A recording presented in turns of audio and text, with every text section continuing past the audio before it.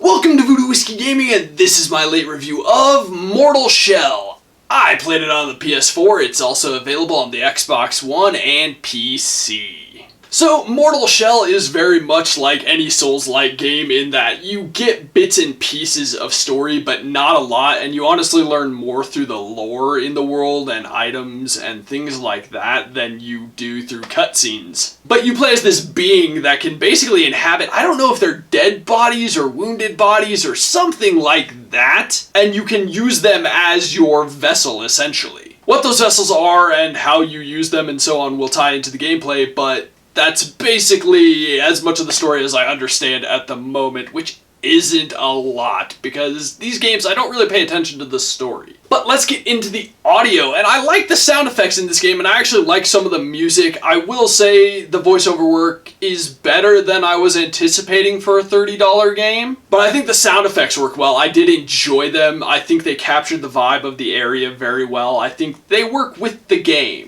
And the music has a bit of a ye olde vibe. You can actually find a lute and play it in the game, and you get, lute music out of it. And there's other, enemies. You'll find them sitting around camps, and sometimes one of them will be playing a lute. So yes, lute music, it's a thing in this game. Let's get into the gameplay mechanics and whatnot, and as I already stated, it's very much a Souls-like game, a Soulsborne, whatever you want to call it, and that's honestly to this game's detriment. Let's start with the cool and unique thing, which is the vessels that you can basically take over. They have their different strengths and weaknesses, and they have different classes, basically. I was using the Knight class because I generally play as that. I'm never really good in these games with the overly slow guys or the overly fast guys. The Knights are generally a nice, middle-of-the-road guy. You can also get items to upgrade your weapons, obviously making you more powerful. You can level up by killing enemies and gaining what is like this tar is what it's called. And there is, to an extent, free exploration. It's not a super linear game, but overall it is still somewhat linear. The map is pretty well interconnected. But we'll get into the bad, because that's kind of the thing that I'm focused on at this point, because it just doesn't work. There are cheap-ass little areas. You know how games have taken to, oh, you crawl through a crevice, you crawl through a hole, and that's how we're loading the other area instead of giving you a regular load screen? Well, they do that in this game, and you can absolutely get hit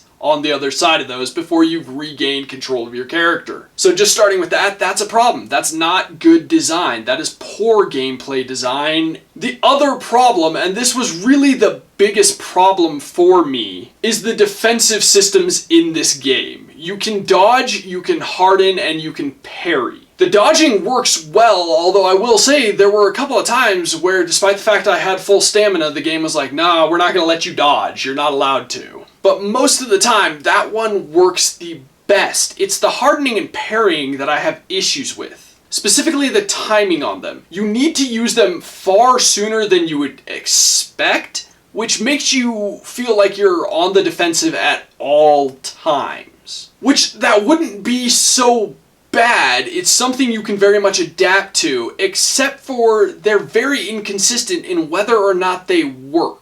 Now, this may sound like a control issue, which it's not. When you hit the button to harden, your character will start the process. When you hit the button to parry, your character will start the process. The game itself is inconsistent on whether or not those will work. I literally put together a little mashup of clips, and I played some of these frame by frame to see if it was me, if I was being too harsh and just I had screwed up. And no, this game really is just wildly inconsistent on whether or not the hardening will defend you. I pretty much abandoned parrying because a lot of the larger enemies it just doesn't do anything on. Parrying really only functions against certain attacks, and larger enemies, all of their attacks are too strong for the parrying.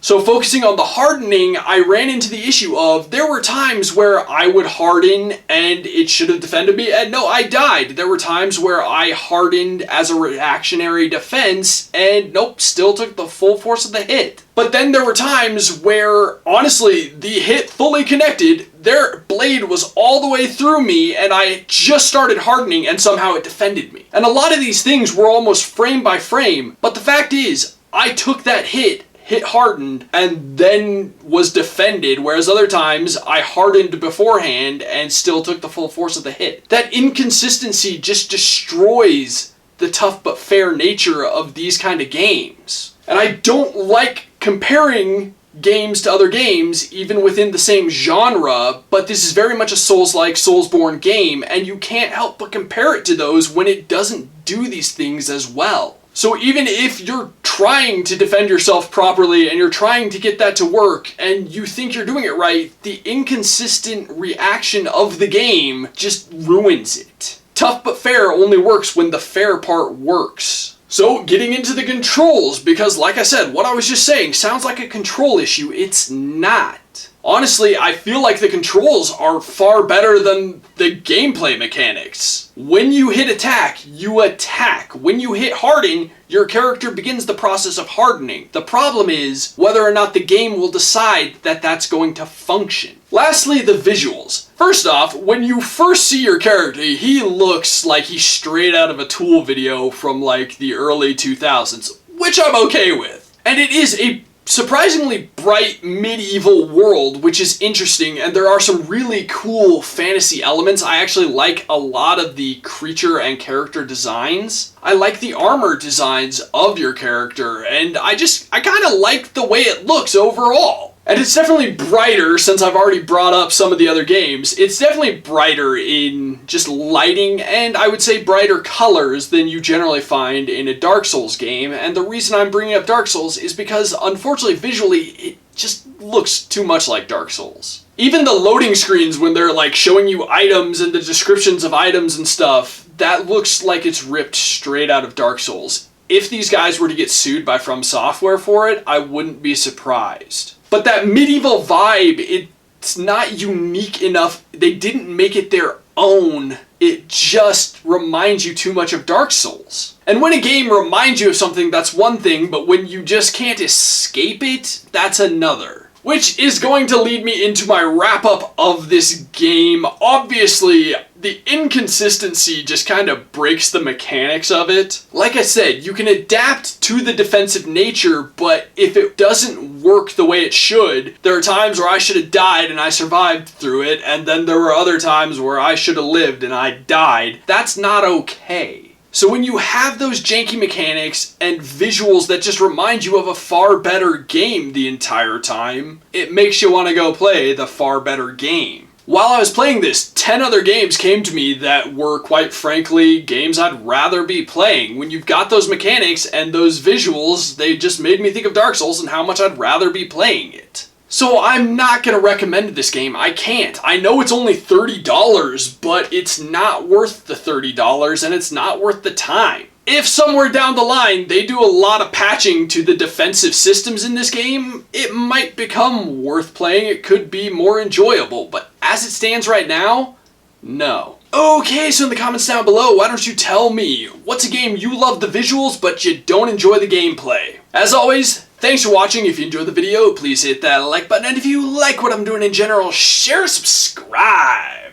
Have a good one.